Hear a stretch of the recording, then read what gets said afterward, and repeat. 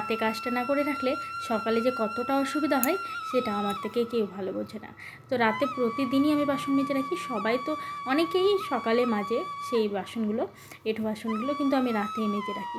রাতে মেজে রাখা জানো তো আমার অনেকটা ভালো মনে হয়, অনেকটা সুবিধারও মনে হয়। তো রাতে মেজে রাখলে বেশ ভালো হয়। রাতে মেজে রাখিনি, আজকে দেখো সকালে সমস্ত বাসন নিয়ে বেরিয়ে পড়েছি। তো শুভ সকাল বন্ধুরা, আশা করি সবাই খুব ভালো আছো, সুস্থ আছো। আমিও খুব ভালো আছি। আমার আরও একটা নতুন ব্লগে তোমাদেরকে অনেক অনেক স্বাগত জানাই। তো কিছুদিন ধরে ব্লগগুলো জানো তো অনেকটা দেরি করে করে দেওয়া হচ্ছে। আসলে কি বলো তো, এনার্জি পাওয়া যাচ্ছে না। আসলে ফ্রিতে কোনো কাজই করতে ইচ্ছে করে না, তাই না? তো যেহেতু এখন ব্লগ থেকে কোনো রকম ভিউজ বা কোনো কিছুই আসছে না, সেই কারণে একদমই ব্লগ করতে আর ইচ্ছেই করছে না। তোমরাও আর সাপোর্ট করো না, সেই কারণে ব্লগগুলো না একদমই, ভিডিও কিন্তু প্রতিদিন করা হয়, কিন্তু সেই ভিডিও এডিট করে আর শেয়ার করতে একদমই ইচ্ছে করছে না।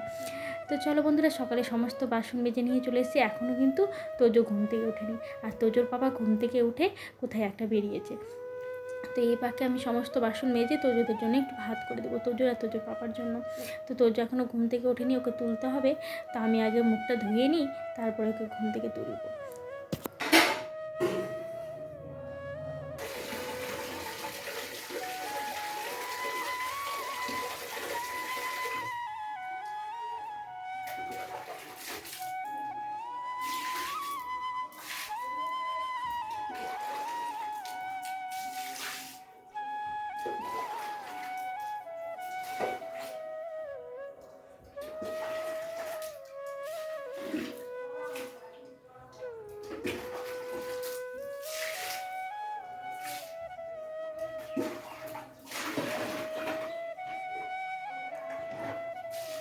এদিকে সমস্ত বাসন মাজা হয়েছে, কিন্তু প্রেশার কুকারে কড়াইটা রেখে দিয়েছি।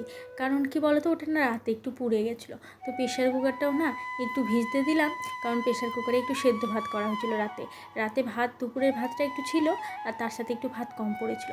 তো তাড়াতাড়ি করে প্রেশারে ভাত করে নিয়েছিলাম। তো সেই প্রেশারে ভাতগুলো না একটু না ভিজিয়ে রাখলে কিছুতেই ছুটতে যায় না।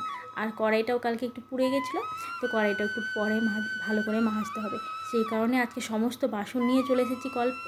বাসনগুলো কলপাড়েই মেজেছি। তো তার সাথেই ভাবলাম যে কড়াইয়ে প্রেশার কুকারটা মেজে নেবো, কিন্তু ততক্ষণেও জানো তো ঠিক করে ভেজানো হয়নি। সেই কারণে একটু ভালো করে ভিজিয়ে রাখলাম, ওটা স্নান করার সময় ভালো করে মেজে নেব। আজকে সকাল থেকে না দিনটা অনেকটা মেঘলা মেঘলা করছে। তো রোদ খুব একটা ভালো করে ওঠেনি, জানি না আবার বৃষ্টি হবে নাকি। তো সকাল থেকেই ঘুম থেকে উঠে না, ঘুম তো মানে উঠেই ভাবছি যে এখনও মনে হয় সকালই হয়নি, কারণ এতটা মেঘলা করেছিল। তো এখন হালকা হালকা একটু পরিষ্কার হয়েছে, তবে কিন্তু খুব একটা ভালো করে মানে রোদটা আর উঠছে না। তো হালকা হালকা দিনটা ঢাকা ঢাকা আছে। বছরের শুরুতেই মনে হয় বর্ষাকাল শুরু হয়ে যাবে।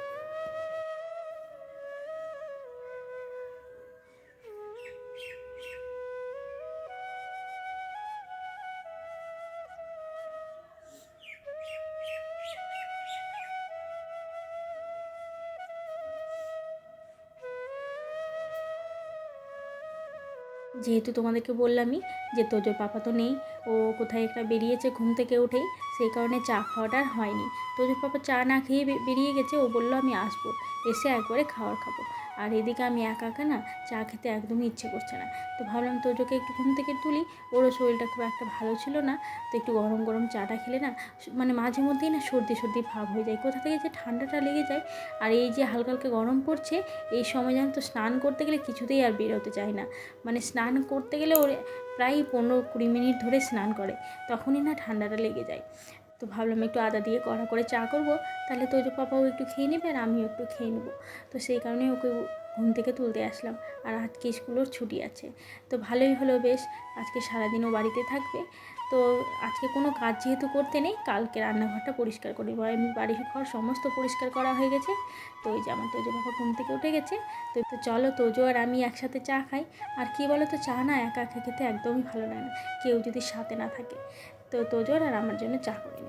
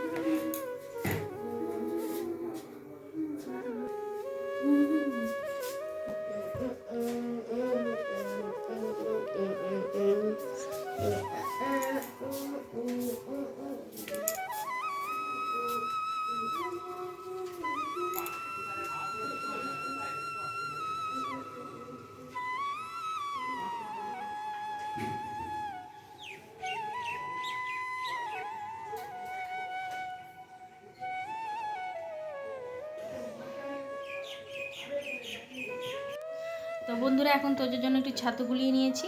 তো ওকে পড়তে বসিয়েছিলাম, তো পড়া হয়ে গেছে। আর এই যে দেখো আমাকে পাগলের মতো লাগছে, সকালে উঠে চিরুনিটা করিনি তো।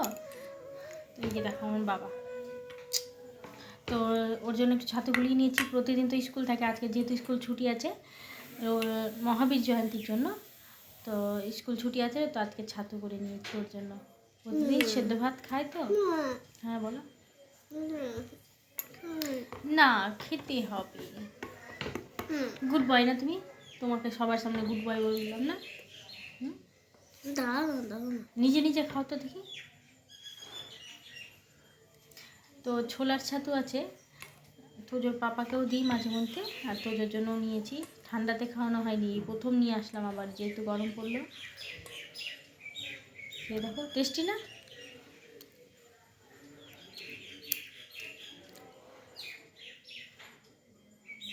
জামাতে পড়ছে, খেয়ে দেখো কেমন টেস্টি না?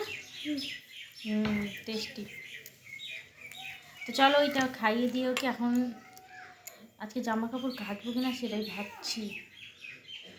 আমার দিনটা পরিষ্কার হয়ে আসলো, একটু আগে জানো তো ঝোড়ো বাতাসের সাথে মেঘ উঠে এসেছিলো, কালো করে অন্ধকার করে এসেছিলো। তো আমি ভাবছিলাম যে মনে হয় বৃষ্টি শুরু হলো বোধ হয়। তারপর দেখছি যে না, মেঘটা কেটে গিয়ে এখন দিনটা পরিষ্কার হলো আবার একটু। আজকে বৃষ্টি হচ্ছে না কেন? মেঘ এসেছিলো না, মেঘটা পরিষ্কার হয়ে গেল। তো জোর স্কুল ড্রেসটা কাচতে হবে, নোংরা হয়ে গেছে যেহেতু আজকে। না, অনেকদিন আগে মেঘটা কালো হয়ে গেছিল। মনে হচ্ছে সকাল। বন্ধুরা দেখো আমার ছেলের কাণ্ড দেখো, এখানে বালিশ দিয়ে চাদর দিয়ে ঘুমাবে, আর ওইদিকে বাইরে বৃষ্টি শুরু হয়ে গেছে। বুঝতে পারছো, বাইরে বৃষ্টি হচ্ছে। কতগুলো বালিশ নিয়ে এসো, সবগুলো ভিজে যাবে ওখানে। না ভিজে যাবে, বৃষ্টি পড়ছে। দেখো বৃষ্টি কিন্তু জোরেই চলে আসছে। পুরো পুরো ভিজে যাবে বাবা।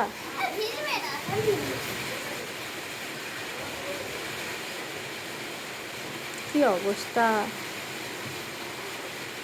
আজকে আবার ওই স্কুল খোলা আছে রে, বড় স্কুলের ছাত্রগুলো যাচ্ছে সব। আছে, বড় স্কুলের ছাত্রগুলো যাচ্ছে, হাই স্কুলের ছাত্রগুলো যাচ্ছে। ভিজুক কোনো কিছু, শুধু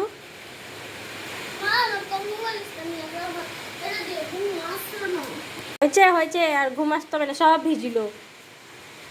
তো বন্ধুরা আজকে করব এই যে দেখো, এইগুলো দেখে শশার মতো লাগে তাই না? এগুলো হচ্ছে লালমি, তো একটুখানি কেটে তরকারিতে দেওয়া হয়েছিল, পুরো শশার মতন দেখতে। তো এগুলো লালমি, এগুলোর তরকারি করবো আজকে আলু দিয়ে। এই লালমি শুকনো শুকনো করে তরকারি করবো বড়ি দিয়ে। আমি প্রথমে না শশা ভেবেছিলাম, তোজোর বাবা যখন নিয়েছিল, তো ভাবছি এত বড় শশা, তারপরে শুনলাম এটার নাম লালমি। তো আজকে এটা রান্না করবো। তো প্রথমে তেলের মধ্যে কালো জিরে আর কাঁচা লঙ্কা দিয়ে আলুটাকে একটু ভালো করে ভেজে নেবো, কারণ লাল মির সাথে তো আলুটা ভাজা যাবে না। তার আগে জানো তো এই বড়িটা ভেজে নিয়েছি, তোমাদের সাথে শেয়ার করা হয়নি। আর এদিকে লালমিগুলোকে কেটে রেখেছি। তারপরে আলুটা হালকা ভাজা হয়ে গেলে না, ওটা এমনিও খাওয়া যায় লাউয়ের মতন করে। লাউ যেমন খাওয়া হয় ঠিক তেমনই জানো তো খেতে। আমি প্রথমে ভেবেছিলাম যে কেমন হয়তো লাগবে খেতে, সেম লাউ যেমন লাগে ঠিক সেই রকম।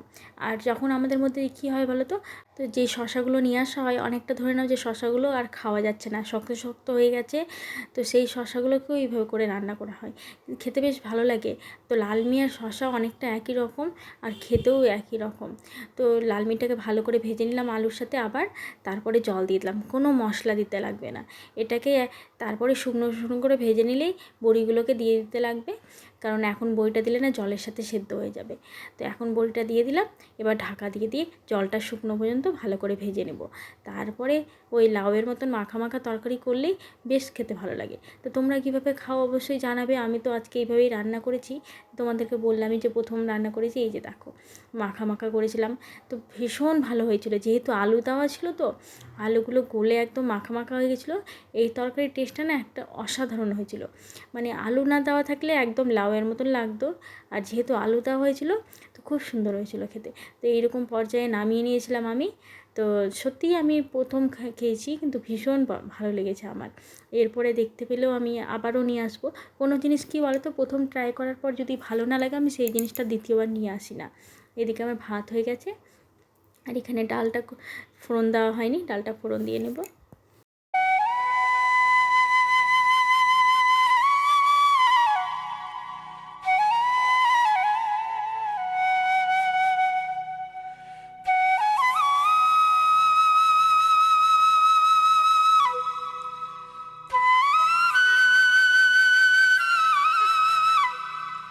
তো বন্ধুরা, চলে আসলাম রান্নাবান্নার একদম শেষ পর্যায়ে।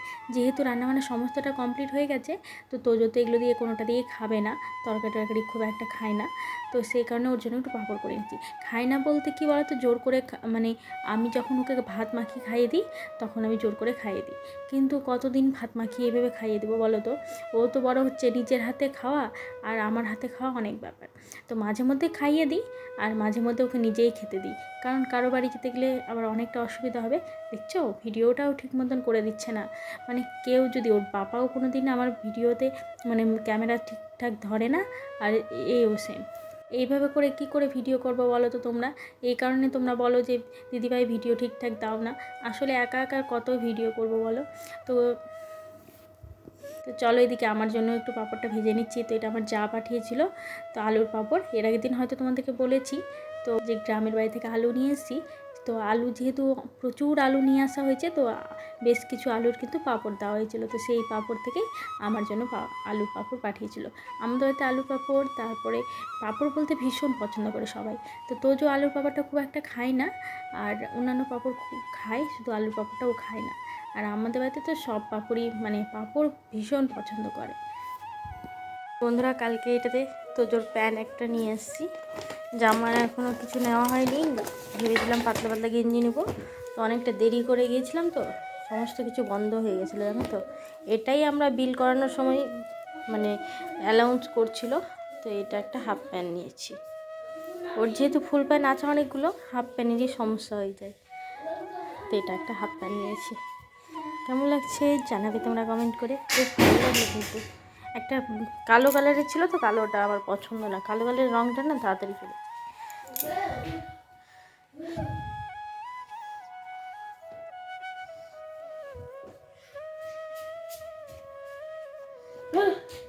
তোজো বাবা, তোমার পছন্দ এটা? অনেক কটা পকেট আছে। এই যে উল্টা করে আছে তো। এই যে একটা ছবি লিখেছে। দারুণ হয়েছে।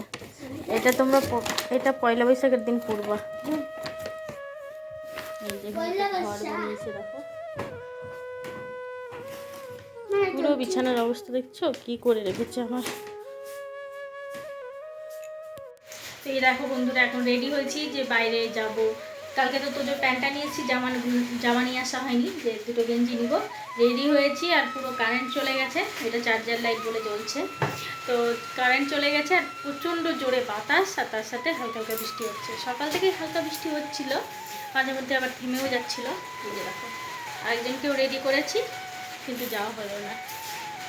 প্রচণ্ড বাতাস দিচ্ছে, কিচ্ছু বাইরেটা দেখা যাচ্ছে না। এই যে দেখো, বাইরে কিচ্ছু দেখা যাচ্ছে না, পুরো অন্ধকার হয়ে আছে। আর তার সাথে ঝোড়ো বাতাস, তাক দেখা যাবে না। তো চলো, আজকে তো আর ঘুরতে যাওয়া হলো না, এখান থেকে ভিডিওটা শেষ করলাম। ভিডিওটা কেমন লেগেছে অবশ্যই জানাবে। আজকে ও ব্যাট পেয়েছে, ব্যাট। সব ভুল লিখেছে, সব ভুল লিখেছে, সব ভুল। চল টাটা বন্ধুরা, সবাই গুড নাইট। টাটা।